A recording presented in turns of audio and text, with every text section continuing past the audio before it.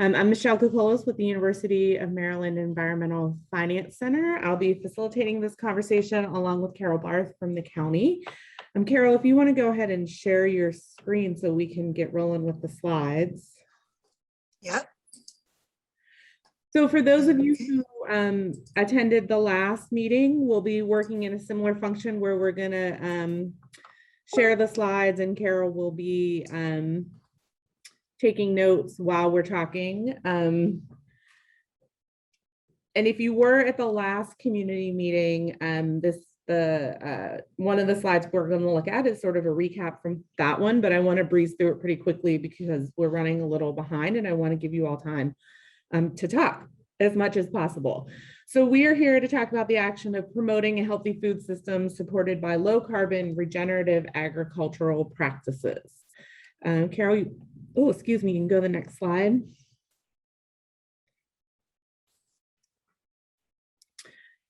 So this slide just gives an overview of efforts that are currently happening in the county. It gives you some information about farmland and farmers markets and how land is currently being used. This is a repeat slide from the last conversation that we all had. So just give you some bullets about what is currently happening in the county.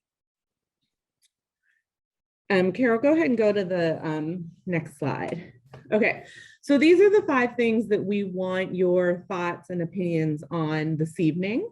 We want to talk about how to integrate climate resilience into local food system efforts, expanding community education on food and climate, increasing demand for local food and native plant production, and revising Prince George's County's Code of Ordinance and applicable zoning to facilitate these processes.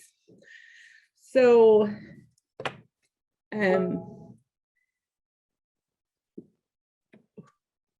let's go to the next slide.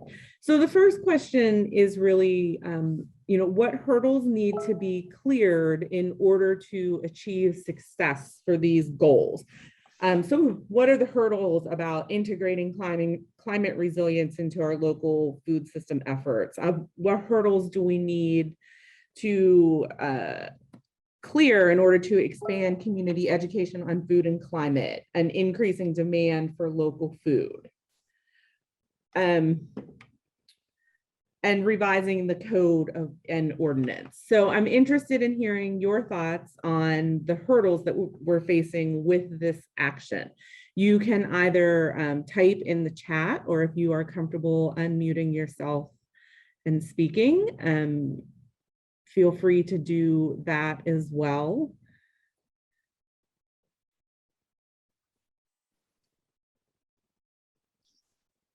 Any thoughts on hurdles?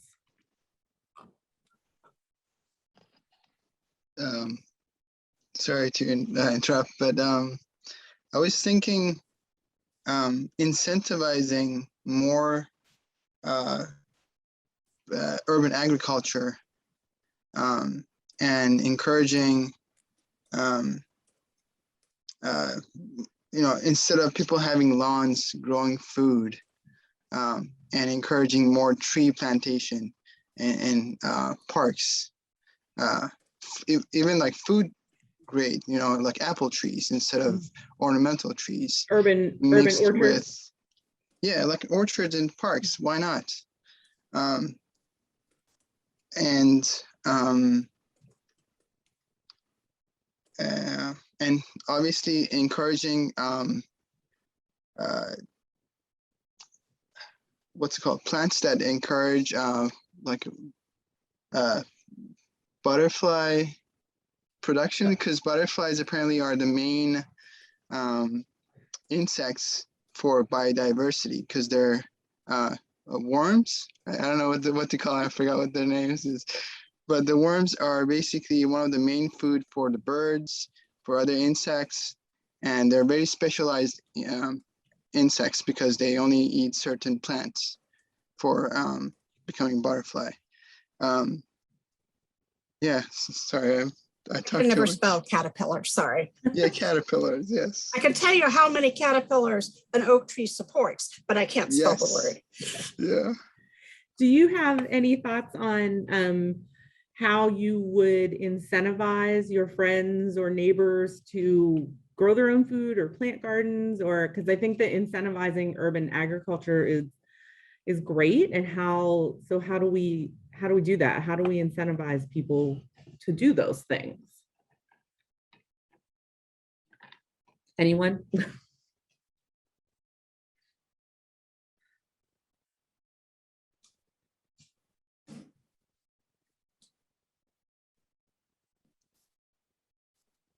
Kim, I see you raise your hand.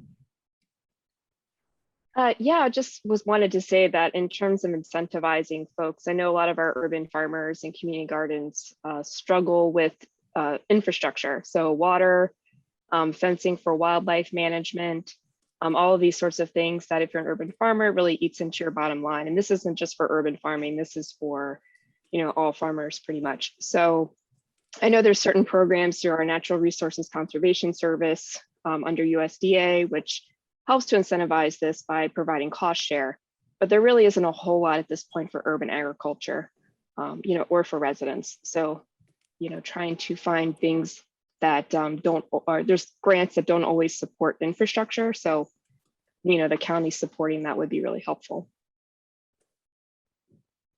Okay. Thank you. I see some comments in the chat about community gardens, needing more community gardens. Anyone have thoughts on those? Encouraging community gardens in schools that have the space. That's a great thought. Do we have any teachers in the room that have thoughts on community gardens at schools?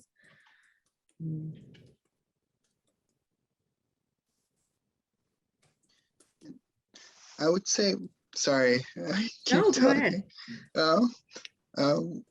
And another thing is, I've worked in community gardens before I used to live in Arlington County, but they are called community gardens, but not really community gardens. They're rather like people sign up and join the garden, and everyone grows their own food. It's a great idea. However, there's no incentive. I mean, again, I'm going to incentive, but like sharing the produce, because a lot of it went to waste, and even in community gardens. So I don't know, creating some sort of communication with the county and the community gardens to at least donate the food.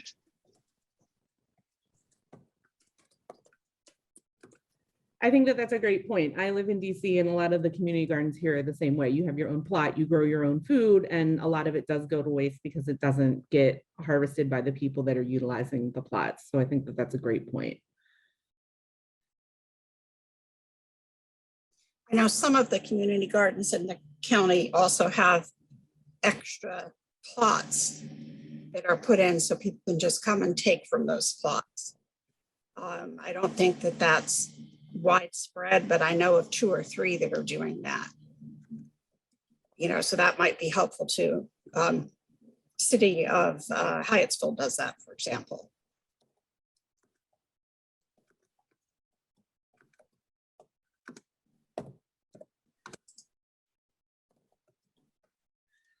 Any other thoughts? I'm putting in the chat.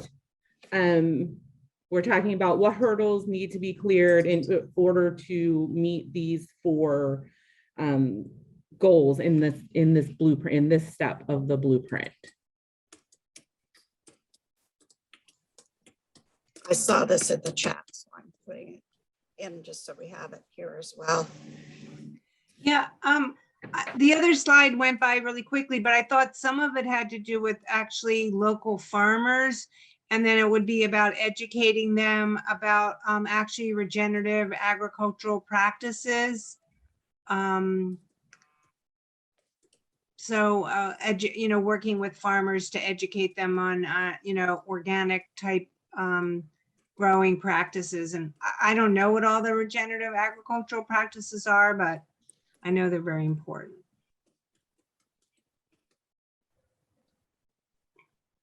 And also back to the other one we were talking about, it would be encouraging gleaning. That's, you know, a method where you're encouraging community members to come in and glean the fields when people don't pick all of their produce.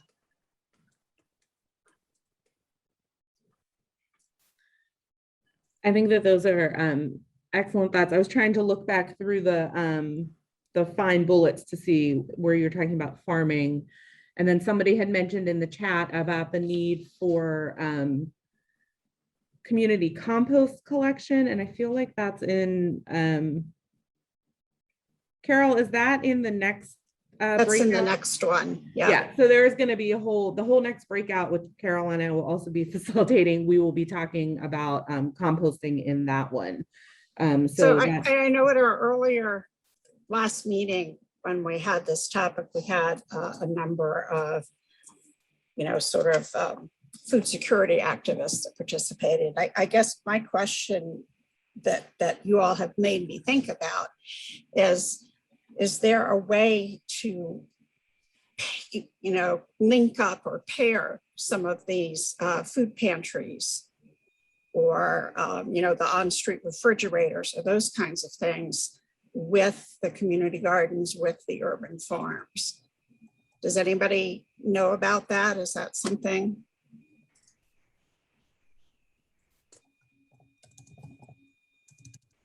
Community schools, community designated schools, I know each have a food pantry. That could be a place to start, but. Back to the composting, I know that's being discussed under waste, but it actually fits in here too, because I think one of the bullets on one of your slides earlier in the evening talked about identifying vacant lots. So lots are not only good for urban gardens, but also for a distributed network of compost facilities. So composting really goes along with gardening. It's not just like a trash thing. For distributed network of composting. Are you thinking composting facilities or a place where you can go and pick up the composting, or both? I just want to capture what you're saying. Right, because it's not quite a facility because it's not that big, but it's for composting opportunities or sites. Yeah, sites is a good word. I mean, a facility can be small, so it's not really, it's facilities of any size that you're talking about. Right, so. right. Thanks, Ben. Sure. I see some comments in the chat related to both seed and plant sharing as well as tool sharing. I think that those are both great ideas. Tool sharing is something that I think is coming more into vogue now. I know I used to work in Richmond and they had set up a whole system there where people could tool share, because that's an obstacle for a lot of folks. They want to garden, but they don't have the tools to do it. And I think that plant and seed sharing, especially if we're talking about vegetables or native plants, someone had mentioned earlier about the need for native plants and pollinator species. I think those are both great thoughts and things we need to do more of to clear this hurdle. And several people in the chat have noticed real big hurdle, and that is HOA rules. Yes. And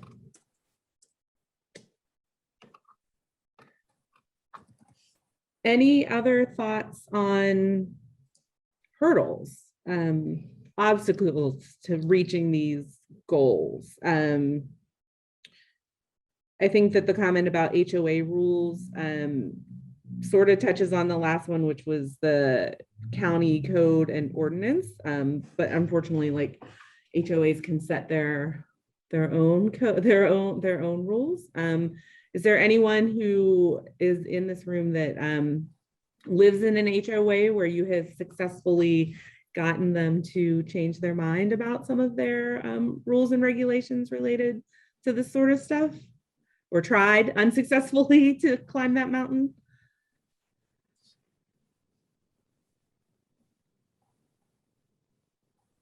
Well, you know, one thing that might be helpful would be supplying some examples. You know, if we made that available to HOA members, that, you know, they could see, here's some well-run examples. You know, it's not a festival of rats. It's not, you know, I don't know if that would be helpful. We have HOA members here that would have a feeling about that. I like this idea that came up in the chat about requiring new developers to set aside areas for community gardening for their new residents. I think that that's actually a brilliant idea. Another use, another way to incorporate green space into new development. That's awesome.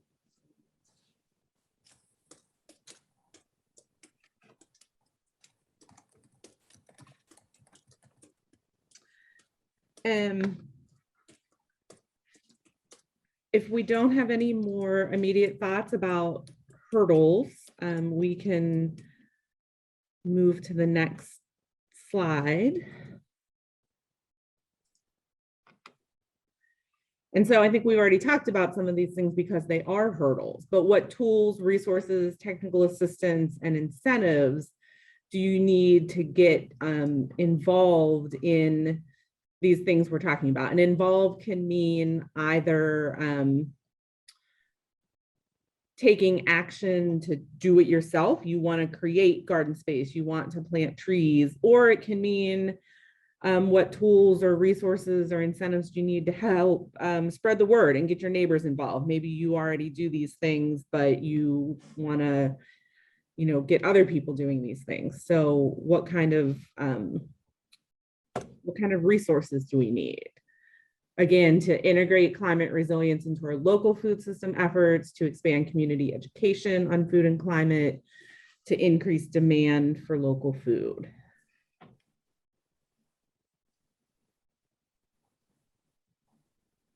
Well, let me ask a question if I could. How many people in this breakout room? I don't have a poll set up, but let me just throw this out. How many people in this breakout room know that we have a very robust Master Gardener program in Prince George's County, and we do have technical assistance for setting up community gardens at schools and whatnot? Is that something that's known? Okay, I see hands going up. So not as many as I would have hoped. So that's important for us to know in the county. We need to get that word out. And how about, do people know that we have a program to provide native trees and shrubs for public areas and for schools, which can be food forests also? Okay, again, a few hands. So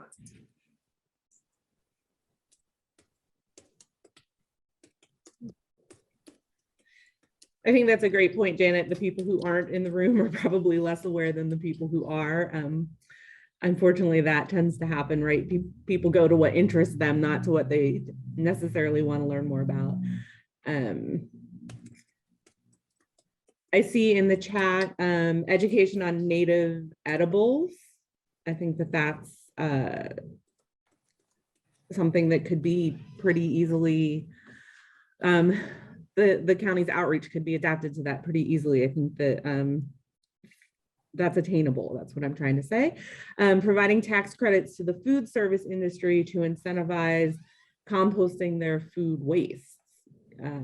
Carol, does the county have any kind of program like that where they work with restaurants on composting? We do not have a credit program, but we do have some general programs on ways that you can make your commercial enterprise cleaner, less polluting, better. But certainly one of the things that we're looking at is, should we have a like a robust rebate program for a lot of these practices. It's a question that we're asking, and they're certainly reaching out to some of the commercial enterprises in terms of the new organic composting programs that are building up. So I'd say there's like baby steps, is I think the bottom line. We're not there yet, but there's baby steps.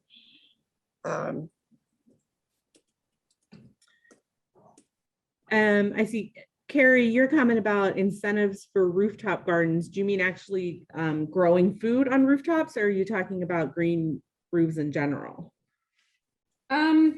I would think that you could grow food on rooftops. I mean, I know you can, but any kind of green roof is a benefit, right? I just think that there's not a lot of incentive for that for the people who are managing the buildings and building the buildings. And I don't, maybe we could make that easier or technically more interesting or available.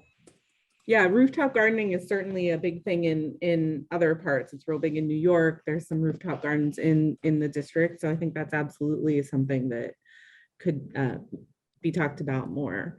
It's getting in DC, You can go to a couple of rooftop farms and have cocktails and listen to a band. Right.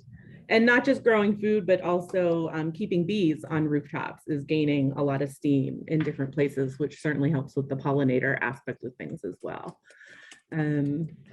Solar panels on, I'd like to see more solar panels on roofs. Well, I agree with that as well. That's a different session. Viewing food waste akin to recycling other disposable products. Robert, can you expand on your thought there?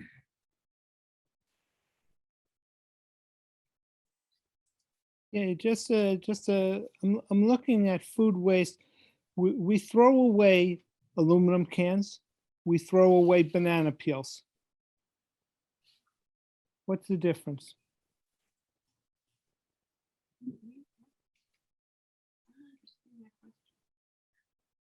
Anyone else have thoughts on that? Laura, I see your hand is up. Well, I had a more general just question about the framing of our breakout room.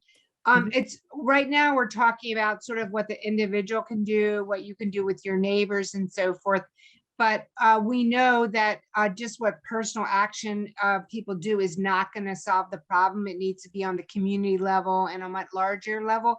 So are you just focusing on more of the individual neighbor because we are individuals, or are we going to also be talking about, ramping this up and our recommendations for scaling up to the community level, to the government level, to the commercial level? Or are you just mostly talking about what we would do like in our own little community garden or something?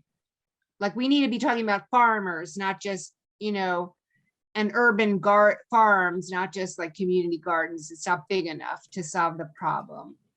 Right.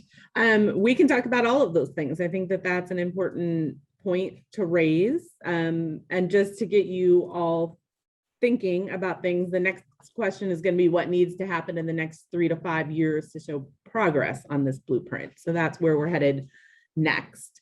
So yeah, I mean, if you have thoughts on what we need to do to take this to the next level, to ramp it up, make it bigger, how do we build upon it? Absolutely. Go ahead and share your thoughts. These questions and framing is just a guide. So we're really here to just hear your thoughts on all of these things, regardless of the scale. Did I capture that, Lori? Yes, thank you.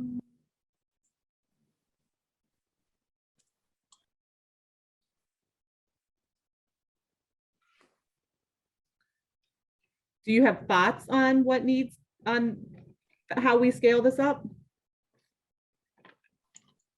Well, I don't run an urban farm, or I'm not a farmer, so it's harder for me to tell you. I mean, which is maybe why you're like using us as a focus group on what we know more about. So no, I don't have specific ideas. I am a farmer. And I will say that one of the sort of large scale obstacles to selling produce within the community is that most of the places where we buy our groceries would not buy from a farm of my scale. And you don't have any farms of a scale large enough to sell to the grocery stores within Prince George's County. So you will not, as the structure is set up right now, ever get a Prince George's County farm selling their own produce through a Safeway, a Giant, a Wegmans, or a Whole Foods, or any of those large grocery stores. Their distributors are many states away, and you have to have a humongous volume of produce that you send to their distribution hub. They have to approve of the produce. You have to follow certain agricultural practice certifications that really make sense on a very large scale and don't make a lot of sense on the very small scale. And then your produce gets shipped to whichever spot in the country they feel like is the best advantage to send it.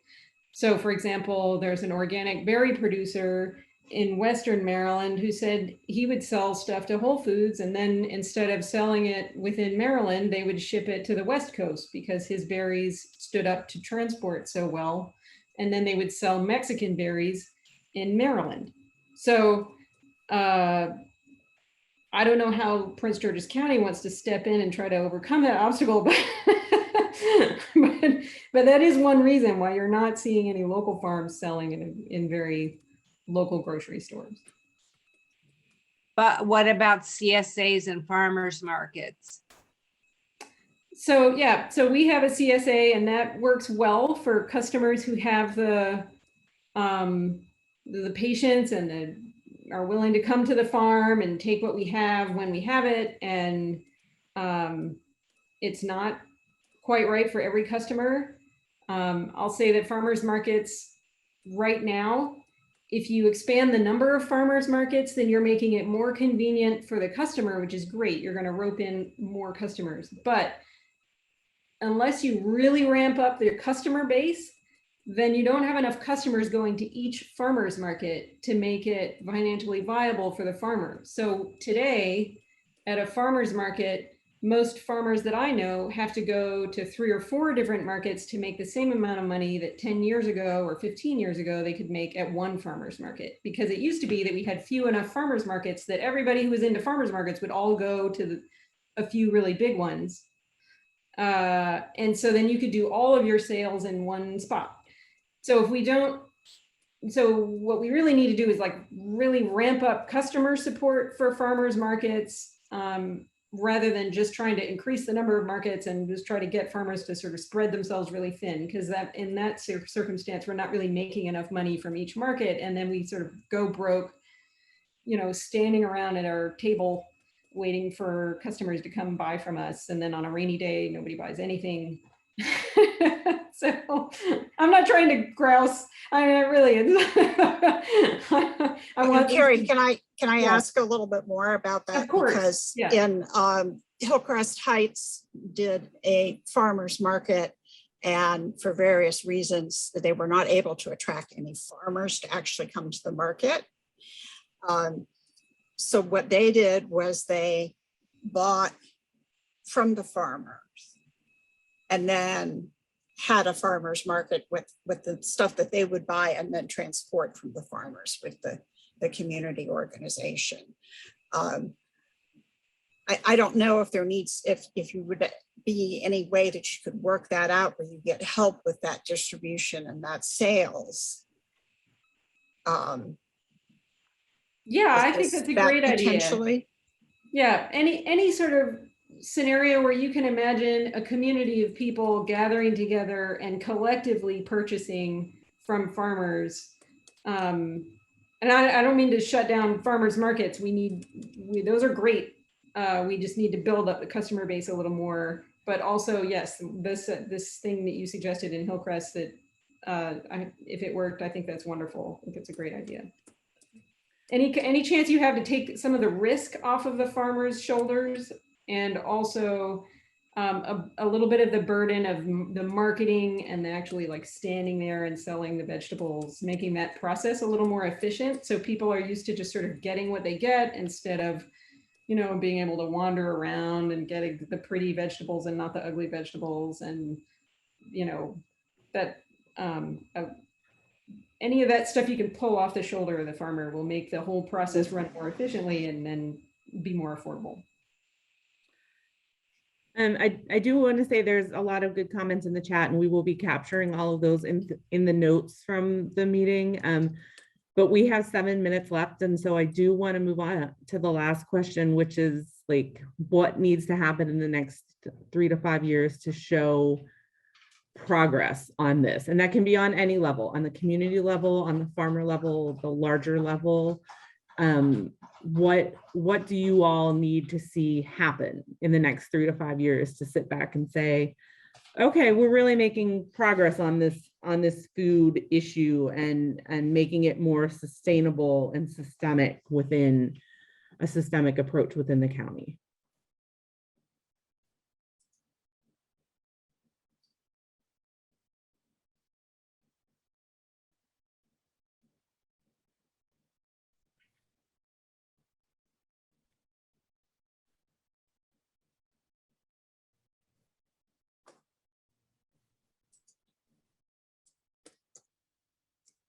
I'm going to pull from Kim's chat here.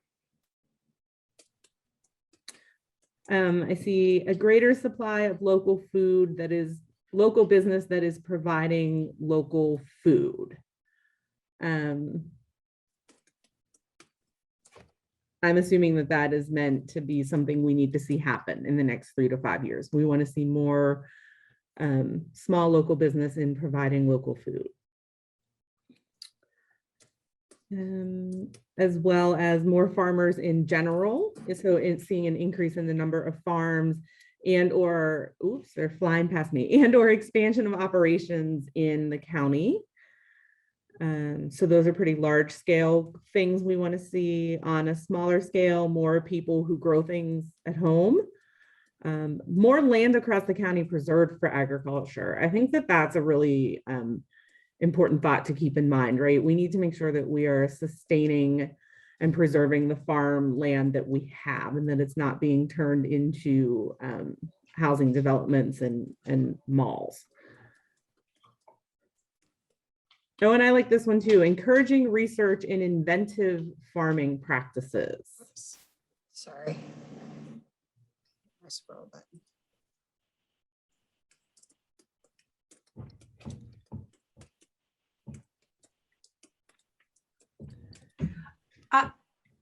Oh, Gregory, go ahead. Good afternoon or good evening. Thank you. I know in the South County, we have a place called Miller's Farm in Clinton. And that sells, they grow a lot of their own food and bakery items and import a lot of things from Catoctin Orchard, which is in Emmitsburg area, or Thurmont. So it would be nice to know, how do we find places, businesses that sell local or try to emphasize local markets? I know we have farmers markets, but are there other things where the county can facilitate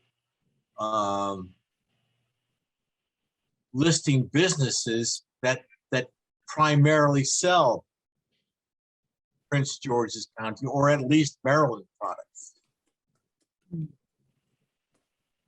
I think that would be very helpful for something we can accomplish in less than 3 to 5 years.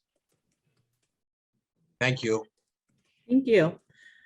I mean, I think sort of along the line, those same thought, there's a comment in the chat about establishing a food hub like the one on 301 that would complement farmers markets, where people have a choice between, so people have a choice between their local farmers markets and a central hub with more parking. As a farmer's market attendee, I certainly agree with the mindset that farmers markets can be overrun with customers and hard to access, and parking is a pain. I second that thought.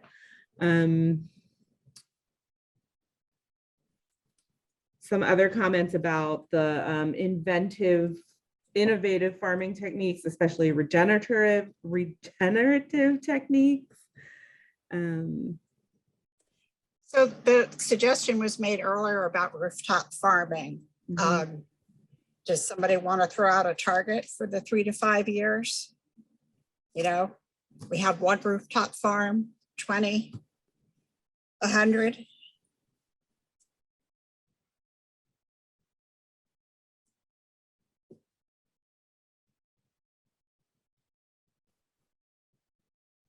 There's 3 in Montgomery County. We could aim for twice that. I'm just saying. Do you know of are there any in Prince George's County? I don't know of any. Well, there's not commercial, there's University of Maryland. And they're, I believe, expanding theirs. And there's a couple, I understand from Esther, our Master Gardener Coordinator, a couple in the works, and I don't know, Kim might know also. So maybe a good goal is just to see the county promote that, you know, like how do you, and that could also maybe fall into the code and ordinance thing as well. I'm not sure if it's already approved in code and ordinance, but like someone had said something earlier about working with developers to establish green spaces for farming on new developments. Why not work with developers to establish rooftop gardens as well? And I have to say that I'm not supposed to push things, but I'm pushing that a little bit because, you know, we want to plant all the trees we can, but in a lot of really hot urban areas, we don't have a lot of space. So doing things on the roof is a beautiful thing that we can do to help with the island. Looking through the chats, we've got about 1.5 minutes left. I see some more comments about wanting to see more pollinators. So that could be a goal, and native plants. Of something on the roof of county buildings. There you go. County can lead by example. It would be helpful to have the permitting process for rooftop gardens and farmers streamlined. I think that streamlining any permit process is always a step in the right direction. So I would also think that's a good 3 to 5 year goal.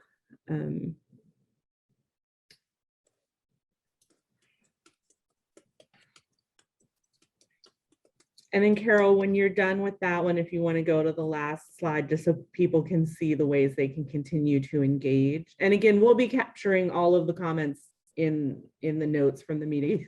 So if I missed yours or we didn't talk about it, it will be taken into account. So there's ways you can continue to be engaged with this process. You can apply to be a county climate action resident expert. Visit the DMV Climate Partners website. There's a link to learn more about the meetings, provide comments and feedback. And I just want to reiterate, I know a lot of people asked in the big session if the slides and things would be shared. And I believe that the answer in the chat was yes in several different ways afterwards. So you will have access to these materials. Noted. From this side, I could see the trees room had the most people, so I hope there was some great discussion there. I'm sure all of the rooms